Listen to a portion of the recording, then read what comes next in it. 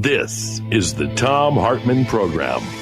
Mark Taylor-Canfield. Hey, Mark, give us a report on the 57th press freedom ranking that the U.S. just achieved.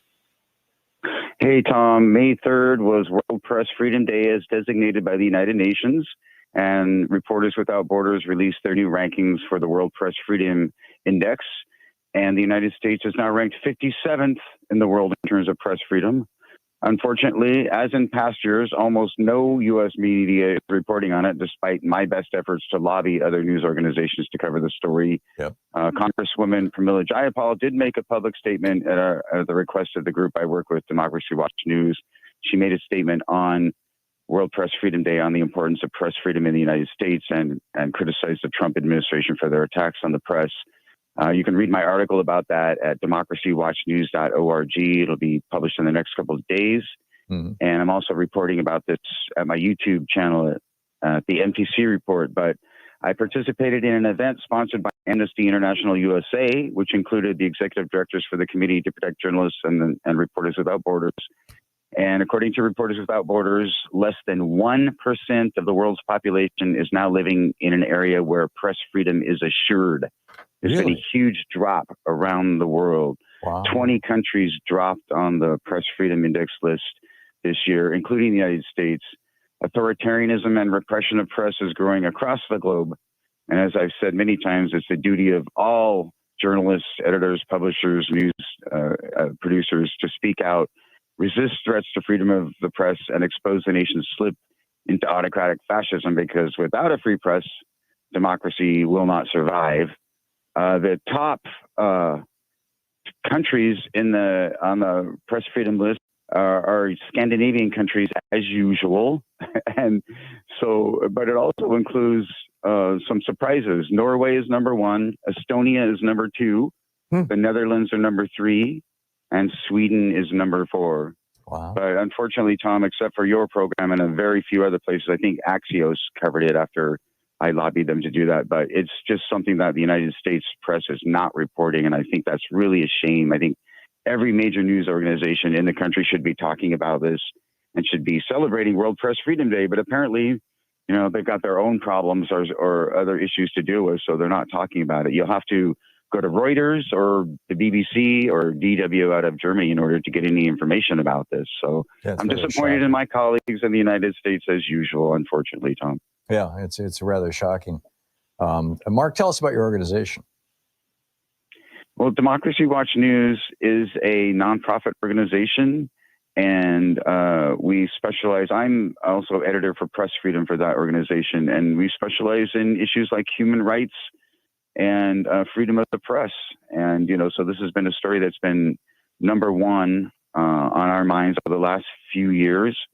And it's gotten so much worse under the Trump administration. And I can quote Reporters Without Borders about that. They say, President Donald Trump was elected to a second term after a campaign in which he designated the press on a daily basis and made explicit threats to weaponize the federal government against the media.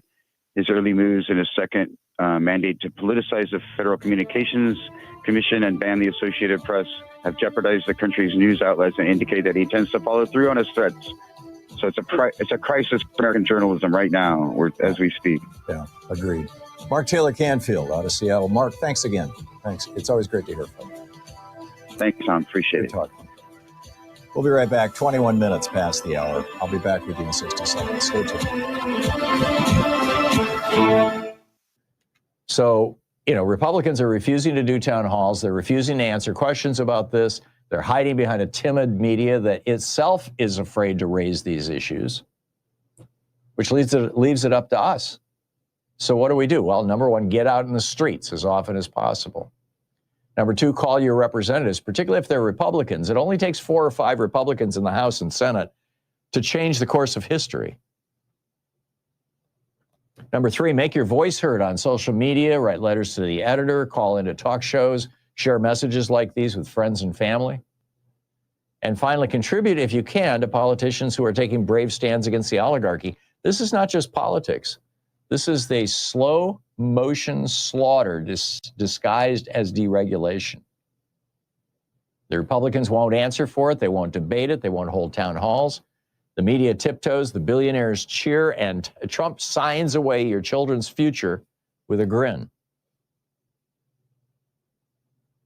But we have to fight this. It's not just about the air. In addition to bringing you the Thom Hartmann program here on Free Speech TV and Video Media Online, we also have a whole set of ways you can interact with us and tools you can use to spread the word about the importance of democracy and the threats to it in our republic. First, there's your daily homework. Sue Nethercutt puts together a daily email newsletter that has a link to every story I discuss on the air, so you can find my sources and you can share them with your friends. It's free and you can sign up at thomhartmann.com. Second, I publish my daily take every day over at the hartmannreport.com website. That's also free if you want the daily 5 days a week rant in your inbox. No ads either. Third, we have the podcasts. There's the free 1-hour version of our daily show that's advertising supported. You can find that wherever you get your podcasts normally. And then there's also the podcast of the entire 3-hour show with no advertisements, and that's available by subscription over at thomhartmann.com. So check them all out at thomhartmann.com and hartmannreport.com.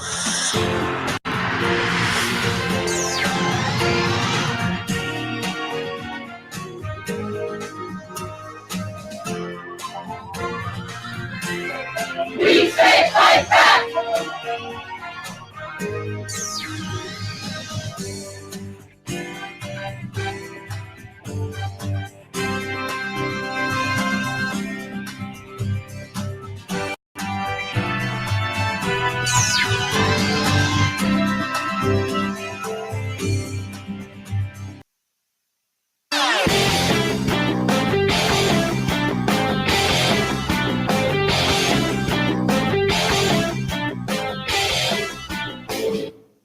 Missed my opening rant today? It's usually published over at hartmannreport.com, where you can read it and share it with your friends for free. Check it out, hartmannreport.com. You know, other countries enjoy benefits like free health care in college, modern mass transit, affordable housing, food, and drugs. They also have inexpensive internet and phone service without companies listening and selling their information. Schools that don't need to mention school shooters. Streets and parks filled with pedestrians and children instead of tents and homeless people. We, on the other hand, have the world's largest collection of billionaires. Most Americans probably didn't realize this was the choice they were making back in the election of 1980 when Reagan and Bush promised morning in America. But here we are. We have been just basically sold out to the billionaires by all these years of Republican, Reaganomics. What do we do about it? Well, there's a lot we can do about it, and it starts with getting politically active. There's a great op-ed about this over at hartmannreport.com. It's titled, America Chose Wealth Over Well-Being. Check it out.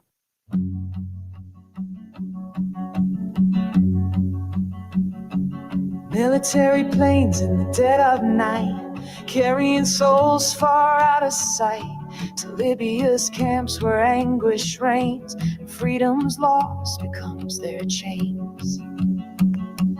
This is Trump's new deportation horror, a tale of sorrow, shame, and terror.